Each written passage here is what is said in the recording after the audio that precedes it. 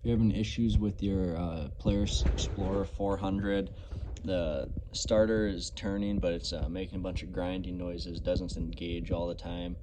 This should be a quick video on how to test that, testing the bendix and taking a look at that, that flywheel, and seeing if there's an issue there.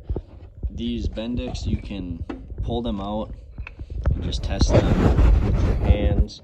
Just should spin one way and then you spin the other way and it should pop out like that. Problem is sometimes they'll fail when they're in the machine sometimes, but they won't fail when they're in your hand like this. And it's hard to test these on the machine because the cover is actually what holds this end of it in place. And so what I usually do, and what I've done in the past, is you can just get a socket extension with a deep well socket on it, hold it on here, and then engage the starter, and you should be able to watch that thing pop in and out. I was able to do that on this one, and it did that just fine, popped out every time like it should.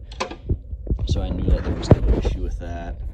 So I took a look at my flywheel, and I'll show you what the issue is here. Let's see if I can get this to focus. There you can see all those gears that are wore down from being engaged.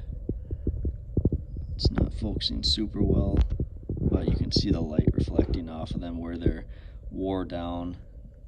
And so this is definitely the issue, and it's having some other issues as well. The magnets are starting to chip on here as well. So we'll get this guy get him a new flywheel, and he should be back in business.